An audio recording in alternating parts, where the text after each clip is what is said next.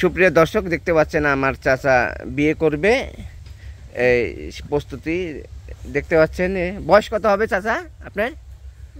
মোটামুটি না কত?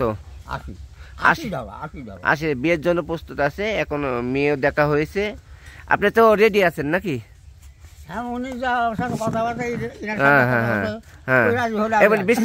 আপনি একটু বলবেন বিয়ের বিষয়ে? তো মেয়ের সাথে আস্তে আস্তে একটু একটু করে কথা বলছে, ভিডিও ফোনে, আমার ফোনে কথা বলতে বলতে তারা প্রেম প্রীতিতে জড়াই গেছে।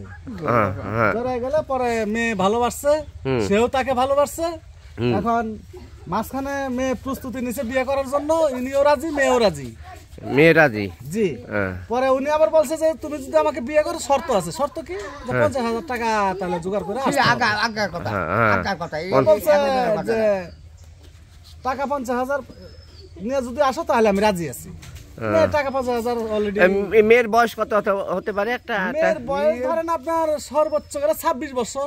26 বছর। একটা মেয়ে বাচ্চা আছে। একটা মেয়ে বাচ্চা আছে। দর্শক আপনি একটু বলবেন এই বিয়ের বিষয়ে, একটু বলবেন। বিষয় আমি অন্য কিছু জানি না বাবা। আমি জানি যে আমার জামাই, বুঝছো? তাই আমাকে কইল যে চাচা মিয়া আমি তো এই কাজে যাচ্ছি, তারপরে কি করছেন? তারপরে বাবা শোনো, আমি টাকা না হলে আমি ওই কাজের মধ্যে প্রস্তুতি না। আমাকে কইলি যে টাকা 1 লাখ টাকা তোর কাছে আসবে। এই পরিমাণে আমি জানি বাপ। আমি পরবর্তী আমার এটি ধরো ভোগগণের ভাই, হ্যাঁ, আমি এক জিজ্ঞাসা করছি কেমন, তো বলছে না ভাই আমাকে বিয়ে করতে হবে। হ্যাঁ, আপনি বিয়ে শাদী করবেন, আপনার বাড়ি যদি কেউ উঠতে না দেয় তো কোথাও, তাহলে আমি এক ব্যবস্থা করে দিব না কি? গুচ্ছগ্রামে দরকার হলো ঘর ভাড়া বলে পরে গুচ্ছগ্রামে ঘর ভাড়া করে আইছে। এবার কত বিটি চাই? 300 টাকা মাসে। মাসে 300 টাকা। দাদা নিজে মিলাইছে। আপনি কি নিজে গুচ্ছগ্রামে গিয়ে দেখে আসছেন এই ঘরটা? ভালো পছন্দ? ঘর কি আপনার পছন্দ গুচ্ছগ্রামে? ঘর পছন্দ, সব পছন্দ। আরে কথা আমি বলছি, এই বিষয়ে আমি বলছি সাবাল যদি রাজি হয়, এখানে আমি যেখানে আছি বর্তমান, সাবাল একটু বড় সাল খুব নাহু, হ্যাঁ, তারপরে রাজি হয় আর কোনো আপত্তি দেয়, কোনো আপত্তি দেয়।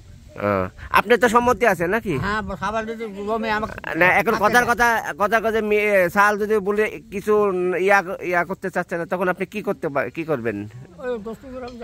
গুচ্ছগ্রামে যাবেন? তার মানে আপনি বিয়ে করবেনই?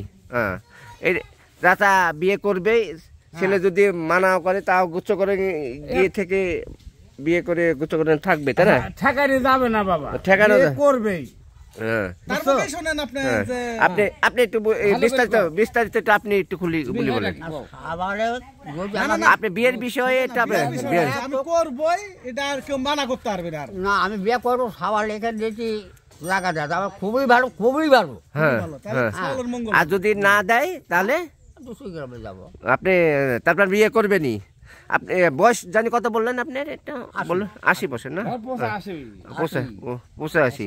তাতে মেয়ের তো সম্মতি আছে নাকি? 95 বছর বয়স, তুমি জানো না? 95 হবে না?